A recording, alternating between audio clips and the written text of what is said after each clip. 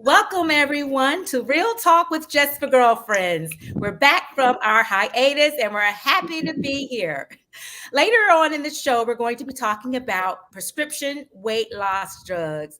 It's been on everybody's mind, it's been talked about across all social media platforms, and we have a special guest that is going to give you the truth, the good, the bad, all of it. So have your questions ready. But before we get into that, Angelique, what's been on your mind this week? As first, welcome back. I am so excited to be back. We missed everyone. Can't wait to see all of the conversation in the chat. But we're back and we're here. So, should we introduce ourselves first and just for girlfriends for those who've forgotten us? Absolutely. Hopefully, no one's forgotten. So, as everyone who are back may remember, we are Just for Girlfriends. Just for Girlfriends is an organization that was formed in 2017 with the goal of helping women engage in self-care and self-preservation by providing unique and fun and engaging activities and information. So this is fulfilling one of our platforms of providing helpful, truthful kind of girl chat information where we're able to get information out. And it's not just for women, it's for men as well on our informational pieces. So that's us and who we are. So you asked what's been on my mind lately, or let's get to Robin. Introduction. Hey, I'm Robin McFarland. I am Robin McFarland. I am on the board of Just for Girlfriends and its proud very first member. So I'm glad to be back. I was excited just because I've been pondering this question and reading up on it about this weight loss drug. And as I still work on my summer body, even though summer is here. So I'm excited to hear about it. Welcome, everybody. Welcome back.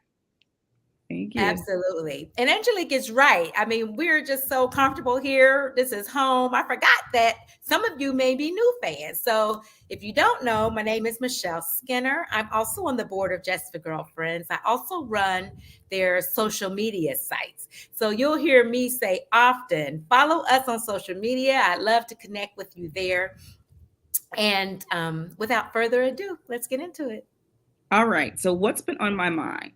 Lately, it's been serving in my purpose and passion and learning when to say no.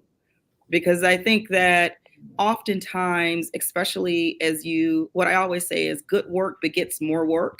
So when you're serving in positions or volunteering or doing whatever, and you're doing a good job with it, people typically ask you to do more. And it's important to stop and say, yes, I probably can help you, but is that fulfilling me? And so recently I've been doing a little assessment of things that are on my plate and deciding what to say yes to and what to say no to. Even when you know that, yes, you probably can really help that organization or help something, you also have to make sure that you're filling your cup and not doing too much. Stop doing too much. So that's been really what's on my mind is looking around, deciding if certain things align with my values or if I'm just doing things that maybe it's time for me to let go of because it's overwhelming.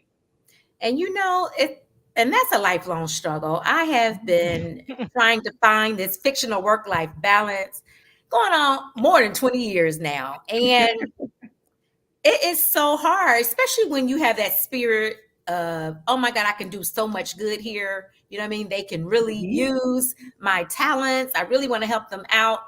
And before you know it, you are burnt out. So yes, I applaud you, Angelique, for really making that a priority because it's not easy. There will be times when you'll be tested. Oh my gosh, can I put something else on my plate? You know, it has to be intentional. So being intentional. It is. And it's just like a muscle. You have to work it. That saying no, it sounds like, oh, people just say no. It's a lot easier said than done, especially when you're saying no to something that you really like or even like the person asking. So absolutely. Yeah. Well, as I mentioned at the top of the show, we have a great show planned for you today. We're going to bring our guest out, Dr. Katherine Tumer. She's joining us, and she's the founder of the Total Weight Care Institute. Hi, Dr. Tumor. Thank you for being here. Hello. Thank you for having me.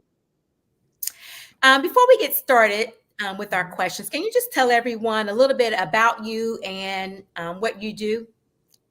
Well, I am Dr. Katherine Tumer, and I am the founder, the last iteration of the foundership. I'm a founder of Total Weight Care Institute. I'm also the founder of Health, Wellness, and Weight Loss Centers. And what they are programs that I developed really to save my own life. About 23 years ago, I was had class 3 obesity and was an insulin dependent diabetic and went into congestive heart failure after my daughter was born. And I was told then I had a 50% chance of living 5 years. But when I tried to Wow. seek help, no one would touch me.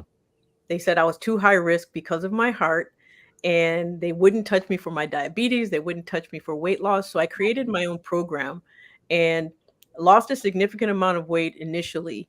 And then when the weight loss medications came out, I was put on one actually to protect my heart, which Mm. also led to further weight loss. And I've been really studying them and using them ever since within my program to help other people sort of get their lives back using weight care for their health and wellness as well. So that's Oh, my story. right. Now that's Wow. amazing. Well, we are so happy that you are here. And, you know, you mentioned that, when weight loss drugs came out. So we're thinking that this is relatively new. Mhm. Can you just first, it's not. Okay, give us some background on Okay. weight loss drugs. What are they and why do they work? Okay. Well, first of all, I'm going to say weight loss drugs is a misnomer Mm, because they Okay. actually are not drugs for weight loss. What they are to treat the metabolic cause of weight gain. So Mm. that's really what they are, and that's why they work. They've been out now for over 20 years. We used them initially for diabetics.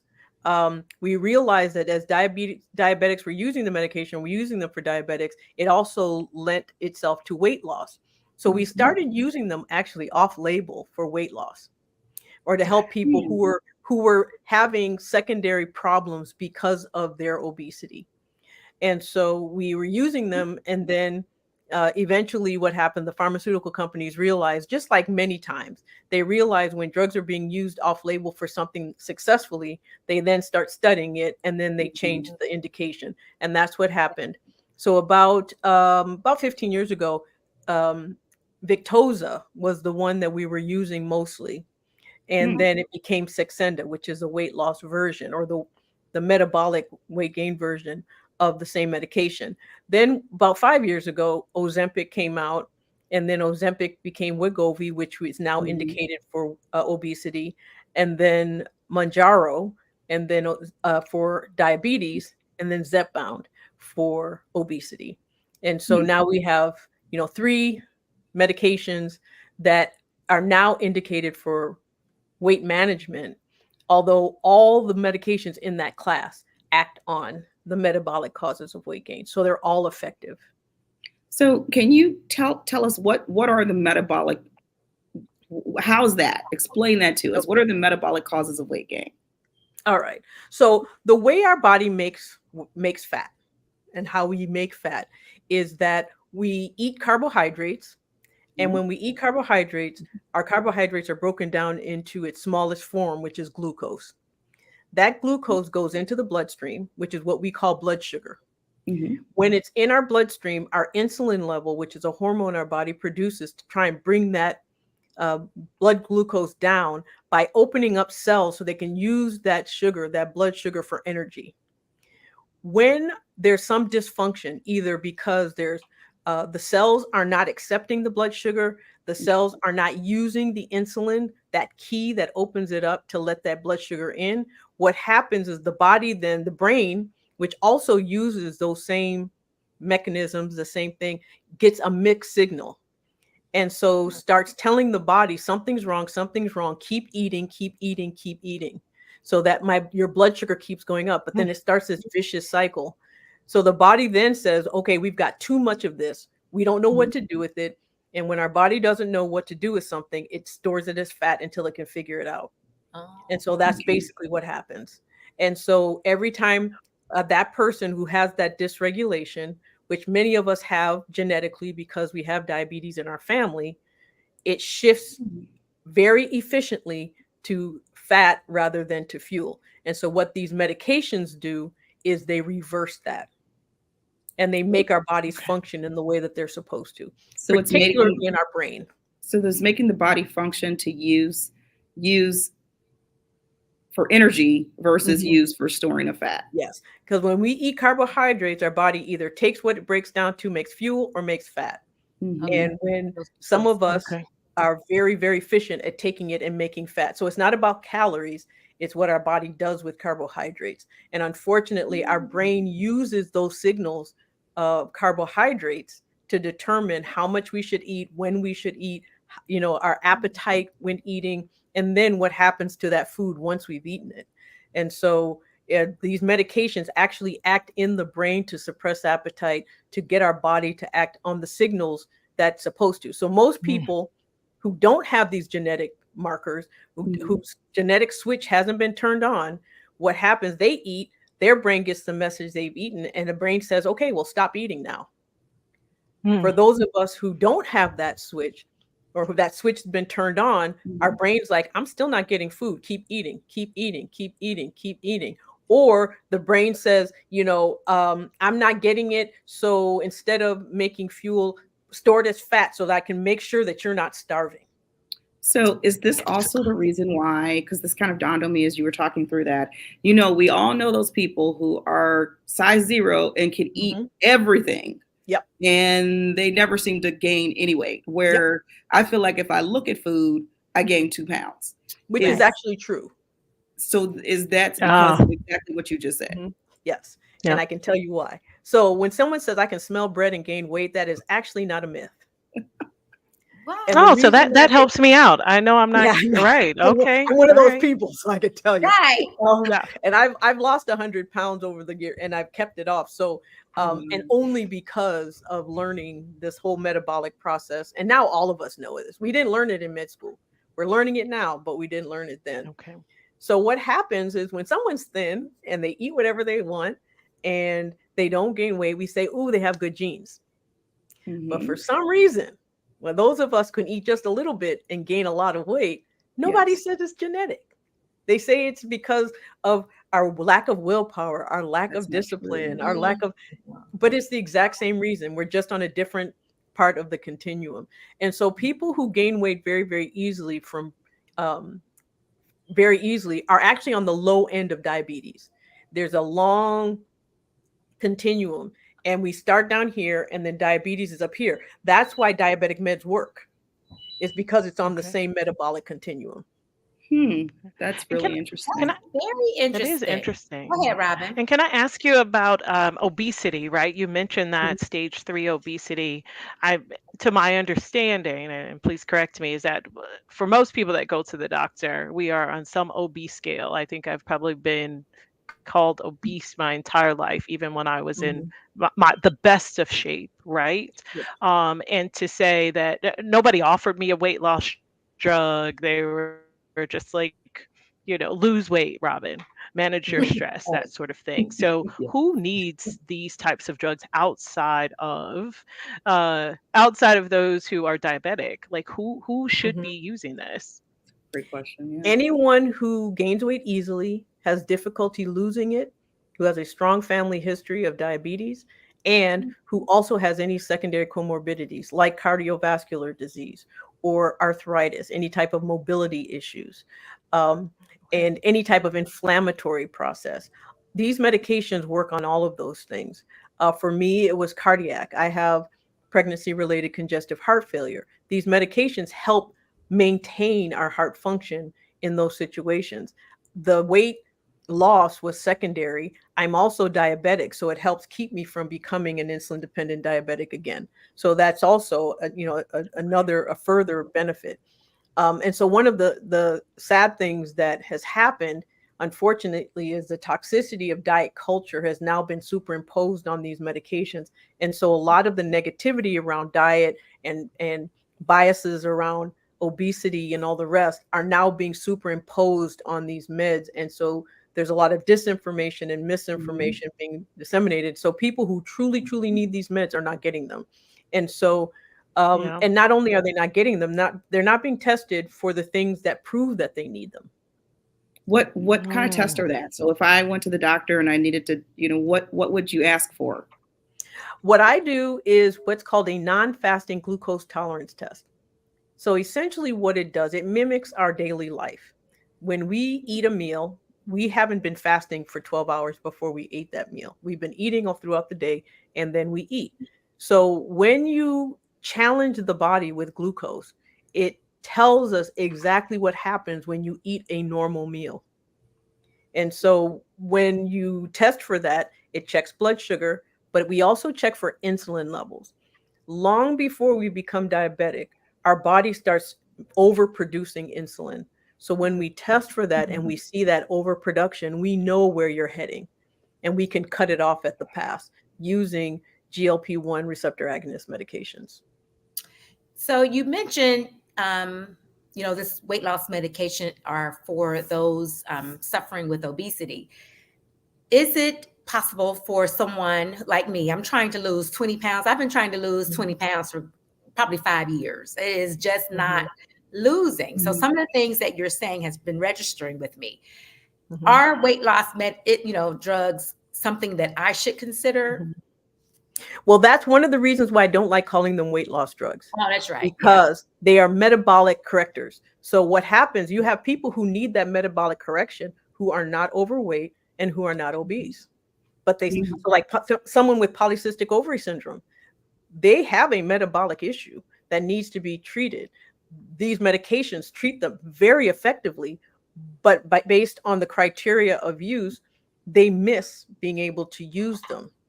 The other is going through menopause is another thing that pushes us into metabolic weight gain. And I went downhill. Stress pushes us into I need metabolic double on that. Yeah. Stress is another one. Because what happens is cortisol, when I talked about the low end of the continuum and the high end being diabetes, the low end is insulin resistance, which is like pre-diabetes. Stress and menopause and polycystic ovary syndrome puts you right here. And so that weight gain becomes really easy. It's the reason why we gain weight through the middle. It's the reason why we gain it around here. Some of us also get little hairs that we wish we didn't get around here too. All that. And so that's another sign. All of it. That's all hormonal, metabolic, and these medications work for all of that.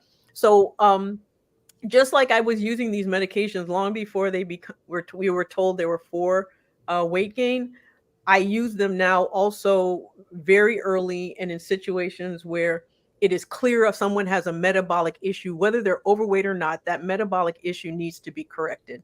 And these medications help. Now, there are other things that help as well, but I am a believer that you treat first and then you work on prevention.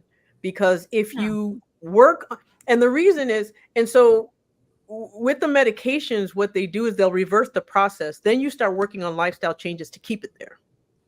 That makes sense. Muscle is the best. So I think you're leading us to where I was going to ask is, and I know we're going to ask about symptoms and all that stuff, but can you ever get off of these meds? You can, however, they're not designed to come off them. Diabetes is rarely a reversible condition. And even if it is reversed, usually with age, it often starts going back to where it was. The set point keeps dropping, and it's almost impossible to stay off medications as you get older, particularly in women where our hormonal changes kind of lend themselves to insulin resistance and worsening diabetes. And so they're designed to take lifelong, just like any diabetic medication, just like hypertensive medications or anti-migraine medications. They're just designed to treat the underlying cause, the underlying disease forever. And they're safe to do that. So if you take them forever, is there a point where you will stop losing weight? Like not all of us want to be stick thin. Okay. No, you don't have to take them to be thin. Now, this is the thing. You're treating a metabolic issue. You're not taking them to be thin. Okay. That's where the toxicity of weight culture kind of superimposed itself. It's not for thinness, it's for health. Where your body goes, it goes. Now, I can give myself as an example. I was well into 200 pounds. I'm 5 feet tall. And, I lost some weight, but then was put on a medication and my weight started dropping way too fast. Mainly because I was such a brittle diabetic that the medication worked on that metabolic process so well, my body just stopped making fat. It stopped, and I just dropped. Wow. When I got to the point where I was like, okay, this is to the point now where I'm starting to feel tired. I'm starting to feel weak. Yes, I may still be a diabetic. Give me another medication and let me gain some of my weight back, please. And so what we did, we dropped the one and added another so that I could hold on to some of that weight. And that's kind of how I function even with my patients. I get them to a point where if their weight just keeps dropping and it gets to the point where it's unhealthy, then it's an unhealthy process and we change it to make it a healthy one. So for those that are using it for a weight loss drug, what happens when they try to get off, or they get to where they believe they want to be? Well, because they're treating something. They may be using it for weight loss because they think it's for weight loss, but really what it is their gain was from a metabolic process that's now being treated. Oh, really? So I say it like they this. didn't know about, maybe. Okay. Yes, that most people are walking around without knowing. So I say it like this: if you don't have a headache, and you take Tylenol for a headache you do not have, you won't have a headache. Nothing. You still don't have a headache. Exactly. So they may be taking it to lose weight, but unless there's an underlying metabolic process, nothing's not going to do anything. Okay, there's only one aspect of the medication that suppresses appetite, and it doesn't really suppress appetite. What it does, it makes you get full fast, but that goes away over time, and that's only one aspect of all the things that the medicine does. So someone might lose 5-10 pounds, but they're not going to get thin or to the point where they want to be, more than likely, on this medication unless there's an underlying issue. So when you see people who I've seen who are 300-400 pounds who are now in the 100s, or who are 700 pounds who are now in the 200s, that is because of an underlying metabolic issue. And some people, it's a small metabolic issue, and so the medication only works a little bit, and then others have a big metabolic issue, and so it works a lot. It just depends on the person. That absolutely explains some of the reviews that I read online about Ozempic and Wegovy, because I saw some reviews where some people said, I only lost 5 pounds and then I never lost anything else, or I only lost 10 pounds. And so I saw those reviews, but what you just said would explain that. So to Robin's point, what if someone says, okay, I think it's a weight loss drug, so I'm going to get on it. I'm on this weight loss drug. I lose 30 pounds, so I'm good now. I stop the weight loss drug. What happens next? It depends. Now, if their genetics resets and that switch that got turned on that made them gain weight now gets turned off because their body reset, then they're fine. Or if they do other things. Now, the medication is only one of the health parameters, health pillars that we need to follow. So if they stop taking the drugs, but if they're eating, well, primarily plant-based, high protein diet, they're also doing a lot of muscle work to maintain their metabolism. They're drinking water. They're getting enough sleep, which keeps their hormonal composition, because their hormones our body produces during sleep that help with our appetite. And then the other is stress. It takes active stress reduction to maintain weight loss. And our body reacts to stress for many, many reasons. One is rushing. The other is kind of being overwhelmed when our coping mechanisms feel like our coping mechanisms can't live up to the issues that we're dealing with. We are in stress. Unfortunately, as women, particularly as Black women, we have learned how not to feel stress. And so our body could be reacting even if we're not aware. And so it's just important to assume it's there and do something about it. And usually it takes some type of stress reduction, daily stress reduction activity like meditation, low impact exercise, journaling, just some type of mind work, either prayer, meditation, yoga, Pilates, something. But it has to be done daily so that the brain recognizes, okay, this is an activity that tells me I need to drop your stress, and your body starts reacting faster and faster the more you start doing it. And Patricia Miles, she's watching. Hi, Patricia. She says, stress is unavoidable as Black women. I was thinking that when you were saying that, how we deal with stress so long, you know, we don't even, I mean, it's just become second nature. But exactly. meanwhile, our body is dealing with our mind. It's just like, oh, we're fine. Yeah. Right. Well, if we weren't able to do that, think about what would crumble, how society would crumble. We have been propping up society for so many generations that if we were not able to function in stressful situation, everything would fall. Very true. And, you know, actually, that's why we started. That's why, you know, to 2017, we started Just for Girlfriends, is because we saw the effects of our sisters that stress was having. And so the whole purpose of Just for Girlfriends is to provide a platform and an outlet for women to just, we always say, take off all your hats and just be you, for how many hours that activity is or that trip is, if it's days, to just have a moment that is free of stress, because all of us were feeling so much stress. Yes. Right. And so there's only two things. Sorry, go ahead. I was gonna say, and it's been a lifeline for me. It's one of those things that you didn't know you need until you actually do it. Now I can't live without Just Girlfriends. Yes. Exactly. Yeah. And when we think about stress, there's really our three mechanisms. There's three things you got to think about: the immediate, the intermediate, and long term. And so the immediate is doing something right at that moment. Meditation is one thing. Prayer is another.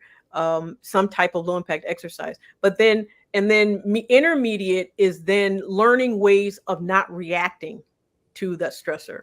And then the most is removing the stressor if you can. And that's the long term. So if it's a job, you start working on getting a different one that's more fulfilling. If it's a family member, well, it can be a little difficult, but you might just have to cut them off and learn how to live without them. You know, it's interesting. We have a question I want to address real quickly before we go on. But Carmela Wimberly, who's one of our J4G sisters, she's watching. She says, how do you determine if you have underlying metabolic issues? Is that something you need a medical test for, or how do you determine that? Well, the most obvious is weight gain. That's why that one of the reasons I even say I'm a weight care physician, because I know that's the first thing people notice. So when you gain weight through the middle, that is a clear sign that's stress, or at least hormonal. It's hormonal, either stress hormone or something else that's making your body think that you're under stress. Wow. That's one. The other is it's difficult to test for the actual stress hormone itself. And most doctors won't test for it unless they think that there's some type of tumor creating it. The best way, again, is like I said earlier, is to do a glucose tolerance test. Right. And what a glucose tolerance test is, you check your blood sugar and you check your insulin level. And then you are given a high dose of sugar. And an hour later, you check your blood sugar levels and you check your insulin levels again. And there's going to be a range that's considered normal. But if your body overshoots, then you know that there is some type of hormonal issue going on. That's that nasty test they gave us when we were pregnant. Yep, 20 weeks. At 20 weeks. Yes, 20 weeks. That's the 20-week test. Yep. So, you know, it's interesting what you just said, kind of really explains all kind of things, even as me personal. And one of the things we always do on the show is we're willing to share personal stories. But I remember losing a lot of weight during the pandemic. And that was because I didn't have to think. I was working, but I did not have to commute. I wasn't running my kids around to multiple activities, didn't have the pressures of go here, do this, go here, do this. It was really just work, spend some time outside, take some walks, and I lost a lot of weight. Then we came out of pandemic and I started gaining weight again, but I didn't change eating ever. And I really said, how is it that I'm now gaining weight? But the stress definitely went from low to super high when we came back out of pandemic. Yep. Sounds like I got metabolic disorder. That's what it sounds like to Well, me. it's your body. And the thing is, you're fortunate because now you know exactly where your stress comes from. So you know exactly where to target. Yeah. I remember having that conversation. You know with what to do, Angelique. Angelique.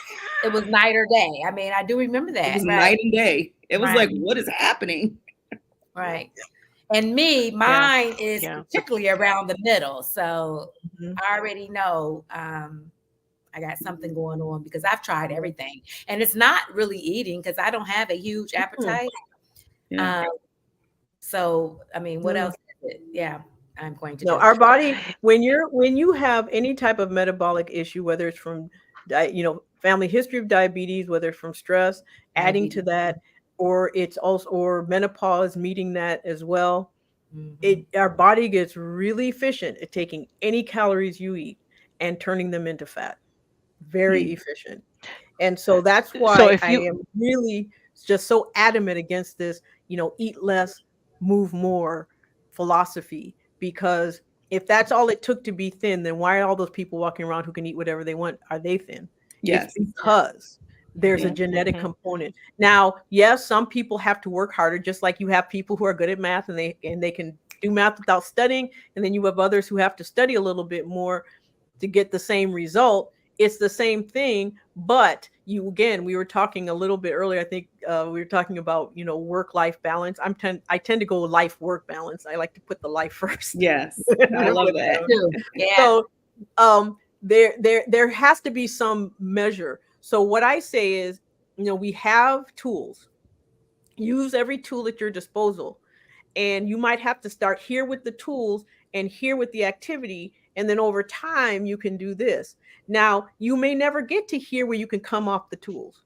You may have to be Mhm. somewhere in the middle, which is where most people are when they're dealing with a chronic disease of some type. We just Now, take Yep. less and less of what we need in order to stay healthy. Okay. now, when you hear about these drugs, I've heard about the bad things like Mhm.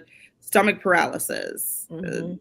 People start losing too much weight and they look like they're very sickly. So I'm They hearing. got to lose their booty. That's my main concern too. I just saw that article. I They're just saw that so article. Yeah. it's sounding, when you read things, it says, well, wait a minute, I'm a little nervous about going on something that potentially could have all of these really, really negative side effects, Mhm. nauseous, sickness, headache, all of this. Can you Okay. talk to us about side effects? Okay. Now, the most common side effect is nausea and um, constipation. Mm. The other side effects that you have are very commonly seen in diabetes. So there's no way of knowing if the chicken which came first, the chicken or the egg. Mm. Gastroparesis, before these medications came out, we've always known the most common reason for gastroparesis was diabetes. These are diabetic medications. So Mm. there's a connection, not a correlation. Not even a connection. There's a correlation, but not a connection. So one does not, or causation. One doesn't cause the other. There's something underlying there first before this happens. One. Two, these side effects are not subtle. Anyone who allows themselves to get to the point where they have gastroparesis means they've been ignoring symptoms for a very long time before this happened. Because what it means is, again, the toxicity of diet culture. It's more important for them to lose weight than it is to be healthy. So they don't care that they're sick, that their activities of daily living are being affected, as long as their weight is coming down. And it's Ah, only Wow. when they absolutely have to be addressed, then suddenly, then there's a problem. But like anything, you wait too long and it's hard to pull you back. And that's the Okay. same with these Yep. medicines. We've been using them for over 20 years. I can tell you, I've been prescribing them for many, many years and have never once had a patient with gastroparesis. Not once. I've been on the medication Really? for over 8 years. Never once have I had a problem. If you're Mm. Okay. A- monitored a- properly, treated properly, then you don't have the side effects. And even with the most common side effects of nausea and constipation, those can be mitigated. Okay. And now they're talking about it's really hard to find these drugs, right, for people who Mhm, need it. And because so many people are losing it as a weight loss drug, now there are compound pharmacies, I believe, that mhm. I'm hearing are doing the drugs. What is your thought Okay. on using that as an option for Okay. the drugs that you can't Now, find? That, yeah, there are a couple of myths in there that I'm going to dispel right now. okay. okay. One, again, people are not using these medications for weight loss. They might, in their minds, think they are, but they're using it to treat a Yes. metabolic a disease they didn't know they had. Two, the medications for weight loss and the medications for diabetes are two totally different medications. Now, let me Mm. put it this way. They're different named medications. They're the same medications, but you can't even get the medication for weight loss if it's for diabetes. So it's Okay. not people using it inappropriately. They're keeping it away from diabetics. Okay. It's the manufacturer who underestimated the Okay. popularity of the medicine and just didn't produce enough. Okay.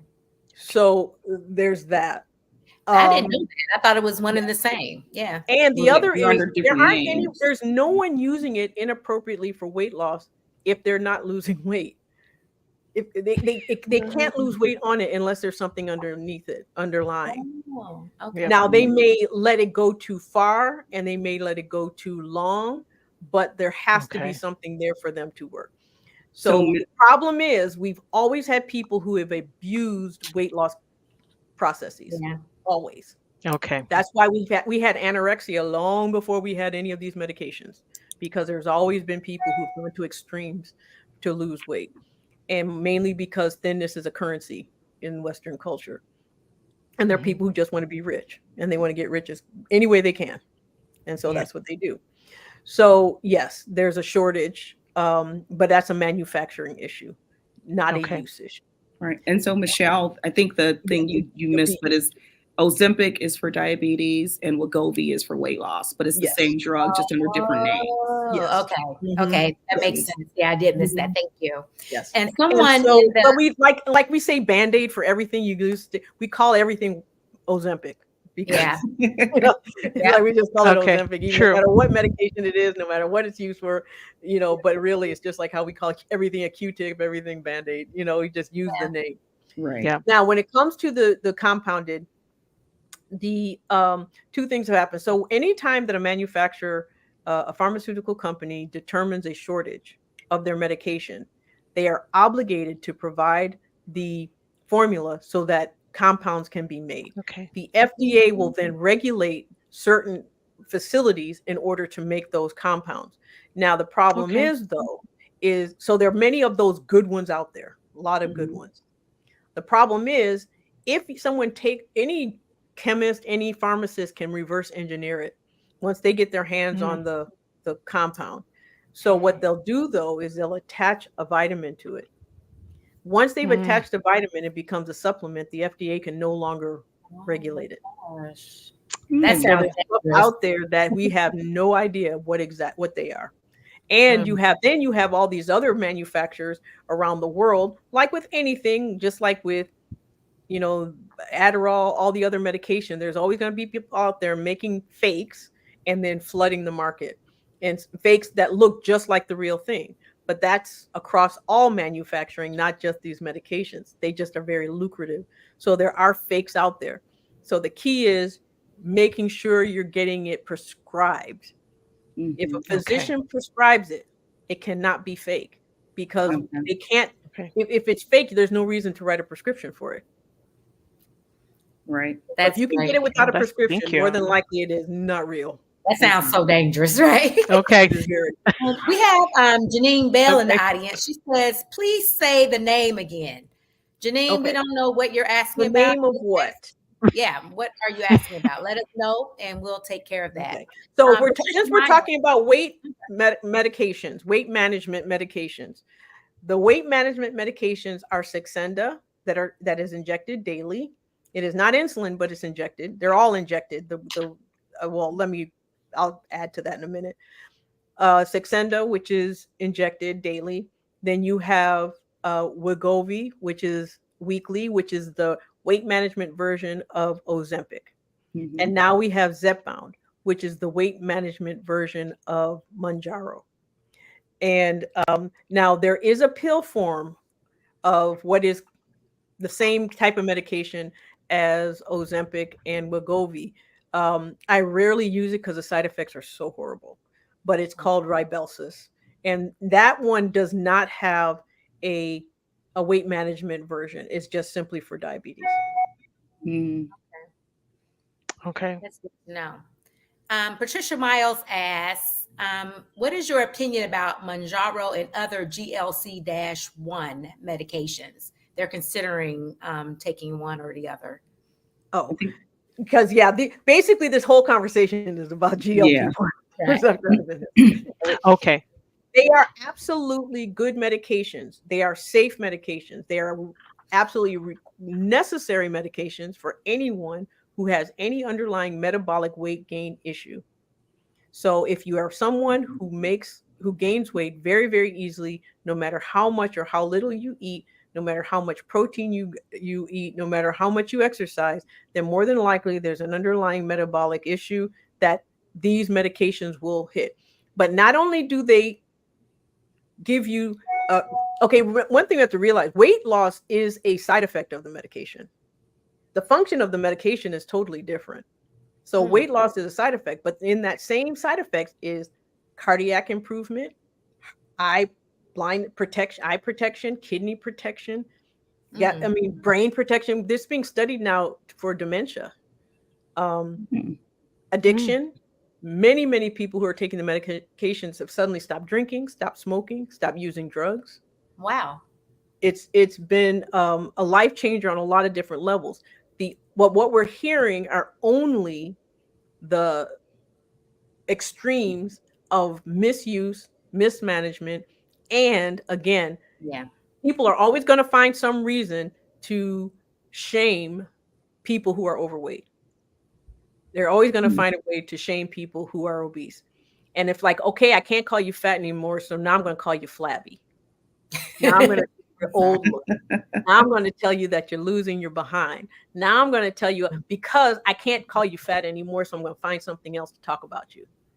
And that's really all that is. Right. Is there a age limit to taking these drugs? Someone says, I hope I'm not aged out. No way. No. There's no age limit on diabetes. There's no age limit on treatment. That's true. So there is a lower age. So Wegovy is only approved for 13-year-olds and over. I see. But there's a minimum age, but no. There is no maximum age. Okay. That's good to know. Well, we're almost out of time. Can you briefly, if someone is interested in learning more or going on one of these medications to help with the metabolic issue, what do they do? What steps should they take now? And how do they find you? Okay, that's what I was going to say. The best way to find out is go to my YouTube channel. I have over 100 videos on my YouTube channel. You can go there. I talk about a lot there, and you can ask me questions in the comments. And I respond. I get alerts every time someone asks me a question, and I'll respond. The other is I'm on Facebook. Every Tuesday, blackdoctor.org, I do a live show every Tuesday at 6 p.m. Eastern, and which I guess is 7 Central. And so I do a show, and I always any topic. If someone gives me a topic, I'll talk about it. And then also you can ask me questions in the comments, and I'll ask them there. The other is on Facebook. I have Facebook groups, which are on my page. If you go to facebook.com/Dr. Tumor, I have groups that I teach in. They're open to anyone, and you can ask me any question, and I will come there and answer it. What we're running into right now, unfortunately, are many of us are just learning about how to use GLP-1s. You're still hearing doctors say, I don't believe in them, which for diabetes, so how do you not believe in a medication for diabetes? I do not know. However, I'm not going to, but that's always been the case. We've always had doctors who have not always treated us in the best way. We know this. And so now instead of using our skin color, they're using our size to do it. And if you put the two together, you're doomed. Just find somebody else. Right. Yeah. Right. I mean, really, I've never been shy. I love it. But yeah. So if you find me anywhere on social media, I love to teach. So if you ask me a question, I will answer. There is no question too small. And if it's too big, what I'll do is I'll do a video on it. Right. So Dr. Tumer, do you treat patients virtually, or do they have to be local to you to actually be treated by you to do these tests? I'm 100% virtual. Oh, yeah. Good to know. And so now this is the other thing that's happened, however, is it used to be that we could treat anybody anywhere. Then all of the pandemic things changed. And they said, no, you have to have a license in certain states, which was what it used to be. And then they loosened it. So now what I've done is I've created situations where I can help anybody anywhere, at least get the help they need. Even if I can't help them directly, I can direct them to someone immediately to get the help. Okay. Perfect. Awesome. Oh my gosh. Well, you have educated me for sure. And I'm sure everyone that is watching, I've learned things, I had a couple of myths that I was believing that are Mhm. apparently not true. So thank you for that. Thank you for your time, Dr. Yeah, Tumer. you're welcome. Of Yes, course. Any no, last thank questions you. before we Yes, say thank goodbye to you. Dr. Tumer? No, this has been so helpful and just really clarifies things that I've thought the whole time. But and it's good to know that, because you feel like it's you. Like, I've Mhm. worked out 5 days a week. I've only eaten 800 calories and I've lost 1 pound. So you've clarified some of those problems that are happening. Oh, thank you. And I just saw That's someone great said they sent a information. message Thank you so to much. the doctor on your page, Total Weight Care Institute. Just so you know, I am the doctor on Total Weight Yeah, Care Institute page. So right. if I didn't see it, so basically probably what happened is Facebook sent it into one of those little side, and I'll go looking and I can answer it there. Um, but one of the things I also just want to just say that one of the things we need to do is we've internalized a lot of the myths, unfortunately. And Mhm. Hmm. the first thing we need to do is recognize that yes, there are things that we do that makes this happen, but that's driven by a metabolic process that we cannot control. And so therefore, we need to stop blaming ourselves and stop letting other people blame us as well. Yes. Yeah. Thank you. Thank you We for that. appreciate that. Well, thank you Thank you for your so much. time. Yes. Thank you for Everyone, having me. um, stay tuned.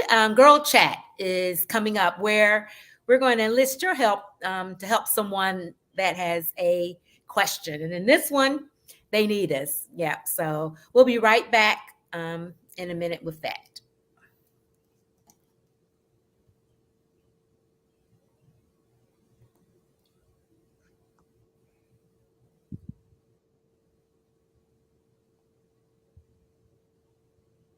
Okay. Welcome back, everyone. This is the part of our show where I have scoured the internet. I am looking for people. People need us. So I'm looking for those people who need us. Okay. So this is the situation. It's a lot going on. So I'm going to try to simplify it as much as possible. But a wife, she's been married about 15 years. She's coming and she's asking what I think is a legitimate question. So check this out. She's been married about 15 years. Mhm. Her husband's parents, back when they were newlyweds, helped them buy a really nice house. And they helped them on the condition that when we retire, we're going to move into your guest. It has an in law suite. Hmm. Okay. We're going to move into your in law suite. Okay, so fast forward 15 years, and that retirement is more of a real thing. She says that her father in law is a sort of a lightweight alcoholic. He drinks every day. He's not a mean alcoholic or anything, but he drinks every day. And the father in law and the mother in law don't get along well, or at least not anymore. So there are some fighting, some loud bouts of fighting. And the wife is saying, I don't really want them moving in. I mean, they have bad energy. I have kids. Hmm. And of course, the son, I mean, he is not really helping her. But she's asking, okay, they did help us buy this house. And I mean, they've gotten to this routine. It's been a great place to raise their kids. Their kids are still like in high school and middle school. So the kids are still in the home. So she totally appreciates it because they would not have been able to get this home without the in-laws' parents. But she says, what do you think about reneging on this promise that you can move into the in-law suite, just given the current state of the in-laws' relationship? So what do you think, Angelica Robin? What would you tell her? So how committed? I mean, it must have been a really good discussion where they sat down and agreed on it. That's my first thing. Like, so was it in passing or was it really Yeah. a sit down and thought out discussion? Because if the parents are like, we're ready to move in, I feel like it was a commitment. And so From what I and they understand, gave you the the in-laws are packing right now. yeah, yeah, Yeah. they're packing and they give you money for the house based on this premise, right? Right. 15 years prior, right? And they're his parents, right? So how do you His parents. Yeah. I just think you need a discussion, and you might need to go to some of our other some of our other shows where we have some psychologists and things like that to talk about. Toxic, our toxic relationship show. Yeah, yeah, or and talk about setting boundaries and having new Yes. discussions and things that are changed. Because I will say one thing: is hard to turn down anybody's parents. Like Yes. you can't to That's right. say That's hard to say no, it's right? hard to say Well, it's not no. hard for her. But it's hard It's for her not to hard say for her, but it's still husband. right. It's not right. It's somebody. It's hard for any, as much as we think it is easy, even if people do say no, I feel like it's probably pretty hard to do that. So could they have some discussion? Could they work through that and be like, can you stop fighting um in front of the kids, or you know, I've can been you drinking. get right, Stop your or drinking. can you only drink in your suite and act up in your suite quietly or something like that? But it's, I mean, they took the money and they got the house. They love the house too, right? They love the house. Yeah, they love I the house. mean, that, It's so been a you be nice home. careful of the deals you make is what Well, I would I was say. going to say the moral of the story is there's nothing for free. So if Yeah. you want, when you start taking things with promises of giving other things, you've got to remember there's nothing for free. Now, for this woman's solution, I think she should sell the house. She doesn't want the That seems parents so there. radical. Okay. Well, otherwise she's got to let them move in. So the Or only sell other it to the thing is parents, right? we're downsizing. We're not going to be in this house anymore. So, I mean, I think that's the pickle she's gotten herself into. She could sell the house. Otherwise, it's either offend the parents, let them move in, or say, we're not even going to be here. So, You don't sorry. think she's gonna offend the parents by saying, you know what, I don't want to move you in so bad, I'm gonna sell the house? It was Oh a my solution. I I could think of mean, that. And that's plus the like kids, thorough offense. I would rather throw the house that I love away right? And the kids are in than to have you school. They than love to the have you home. live. They have And friends. Yeah. There's right. homes Like down the it. street. I mean, it is a pickle. And I'm trying to think, why would you ever agree to that? Well, Well, at the because they wanted the time, the money. parents were wonderful, and I mean, it's hard to turn down a new house, especially when you're newly married. You don't have that much money. Um, Yeah, that I sounded like guess. a good deal. And at that point, Carmela says sell no, the house. Carmela agrees, sell the house. Sell the house. selling the house is radical to me, but Yeah. I do believe that you just can't move them in, especially the way she's feeling. She's Yeah. going to be miserable. Yeah. Her husband doesn't seem like he's going to speak up. So I do believe there should be a family meeting and say, Yeah. yes, we did agree 15 years ago, but you guys have changed. I mean, The stress is going to cause her metabolic disorder. If you don't have it already with the impending move, right? She's going to have a she bigger needs to middle call. section. She needs to call the doctor, right? But I Her middle also think section's going to about. grow. I think about the sitcom Blackish. You guys remember that? And I do. all I the love scenarios that Blackish. they went Yeah. through with both parents moving Well, into the Ruby, house. yeah, Ruby was As a Ruby, handful, because right? Ruby got kicked out 3 times. Ruby never left, Yeah, but she got kicked out three Ruby's a times. The handful, dad right? was kind of doing his own thing, and how Yeah. they kind of reset. Also the other thing is the nature of the dynamics of a family. Like, what do you do? It's worth a discussion, I think. Like, Yes. I It could is. see Angelique just putting a sign in front of the house going, well, we put it up for sale. I'm But not that's selling my house. I would think, right. Like, I think I'm better at ignoring, right? Like, I'm better at Right. ignoring, and then Angelique would move. So I just think it's There's no all house to worth talk about. it's all worth the discussion. It's all Yeah, worth the discussion. Yeah. it is. Yeah. But and I'm looking at it from a legal perspective. There may have been an oral contract, so you might end up selling the house Oh. and give them the money. You know what I mean? Oh, then Depending on how well, if litigious the in-laws are. somebody comes to me talking about there was an oral contract, we burning the house down. You're just burning Oh up. yeah, we selling Yeah. it. Yeah, we Yeah, selling like it for $1 there's at that point. if we got to get legal, then that's a whole other thing. It's Yeah, $1. then Right. you just set on, right, just have it. Squatter's house. Yeah. House. Have it. Right. Yeah, So you throw your that's a hands whole in it. other thing.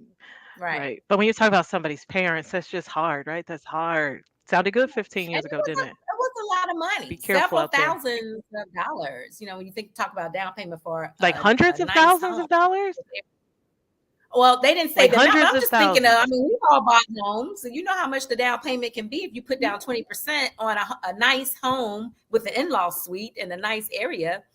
Um, that was some I money. guess. Yeah, I just that in was my that was mind, an investment. I would have been like, let's think it through. Let's think that through. Let's talk this out. But Yeah. I get it.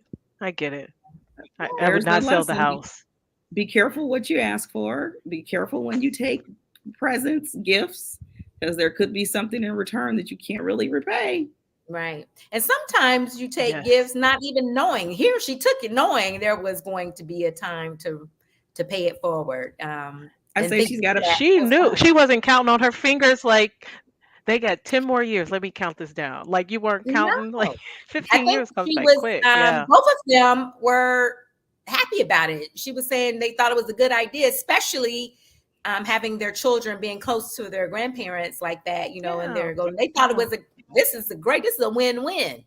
However, in that 15 years, the dad became alcoholic and the mother-in-law and the father-in-law don't get along very well. So that all changed. You know what I mean? Things change as we Yeah. know. Yeah. Right. Yeah. That's a Well, tough one. That's tough. yeah. Well, So see, look, Dr. Tumor says that works. It's a health issue somehow. I Listen. I yeah. love it. I I'll be always the love our one, girl yeah, chat. I'll be the one and say, okay, give us a few years. We're still working on stuff. And then after 3 more years, oh, you know what? Now is not a good time. Let's look at 2028. I think around 2028 to be Yeah. Yeah. okay. So they say let the mother-in-law move. The alcoholic can't come. If you want to come without your husband, okay. But the alcoholic, he can't come. That's Yeah. We're getting deeper and deeper here on these no, I like that better than solutions. selling the house I love. You can't break up the crew, but Yeah. okay. Yeah, I And mean, you I'm can, just letting her yeah. know if you want to move in here, you got to lose the alcoholic. Otherwise, we're gonna have an issue. We're gonna have let an her issue. let her do it. Yeah. Otherwise, it's a Yeah. health issue. Yeah. Right. Yeah, Y'all got to break up if you want to come in here. Oh, I love it. yeah. I love Yeah. it. I mean, You This has find been a some good fun ones, Michelle. this has been yeah, a fun comeback. This has been, I really missed absolutely. you ladies. This, just like everything else, this was kind of part of our stress relief. We started this in COVID. Maybe this is part of us getting back to what, you know, Yes, reducing my levels of stress, because this is really nice. So I missed you ladies. Love you. And I really love doing this absolutely. show with you guys. Yep, it's been so fun. I mean, we picked up like we never left. Yes. We'll be here every month on, is it the third or fourth Monday? I think it's the fourth Monday of every Yes. month at 3 Fourth p.m. Monday. Central. Please Yep. come back. We have some great shows in store for you. And follow us on social media at Just for Girlfriends. You can join our newsletter. Go to our website, www.justforgirlfriends.com. Sign up for our newsletter. Lots of great information there. And if you want, Just for Girlfriends has a great event coming up on the 29th at Shot of Art. I can guarantee you it's going to be a new experience where you just go, you're talking about de-stressing. You go and you can make a mess. You don't have to clean up. And you will end up with some artwork to hang in your home. You know what I mean? Yeah. So that's a win-win. You can find that information on social media and on our website. Tickets for that are still on sale. They're going fast, but they're still on sale. Join us. We'd love to meet you. Have a great time at it while doing it. Yes. That's it for this episode of Real Talk. Thanks again to Dr. Katherine Tumer for that information. I mean, I'm going to run with it. It was very, very helpful. So It was thank so you. helpful. Yeah. Thanks, Bye, everyone. guys. Thank See you you. next time.